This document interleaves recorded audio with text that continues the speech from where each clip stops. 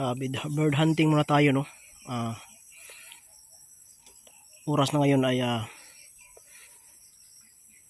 8:30 AM, no. So subukan natin ulit si Sagittarius sa paghunting, no. Yung araw na hindi nakapag-hunt, ang ginawa ko ang pangalawang hunt at saka primerong hunt niya. So parang makakahuli naman siya ulit. So ngayon ay i-try ko ulit siyang mag-hunting. May naguhuni na mga ibon dyan sa ibaba. So dito tayo mag-sit up, no. Hahanap tayong sit up dito, yung malapitan lang. Mga maling sit up lang ang gagawin natin, no. Sa mga ilalim ng mga puno, yung madali lang siyang makita. Dito natin i-sit up natin siya dito, no. Dito ay i-sit up natin siya dito. So dito lang natin siya i-sit up, no, yung maraming madadapuan ng ibon, no. So dyan natin palapitin. So dyan natin i-focus yung camera.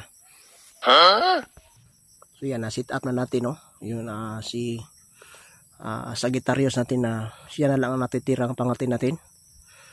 Dahil gumagawa ako ulit ng mga katiyan, kasi yung mga ibon ko noon sa bahay namin ay binigay ko na sa gustong mag-aalaga sa kanila. So, lahat ng mga ginagawa kong katiyan noon ay nandoon na sa gustong mag-aalaga, gustong katulad kong mag-hunting, no.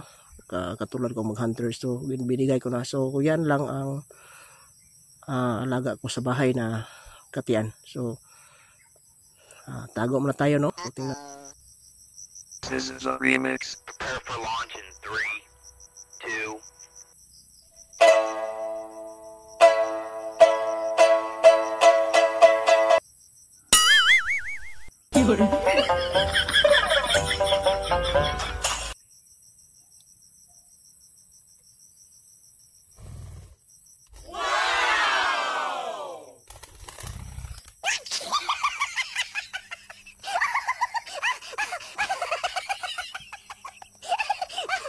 So yan, second sit up muna na lang tayo, no.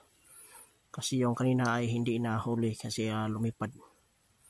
So, yung pulot natin medyo luma na. Try natin dito kung huhuni pa ba siya.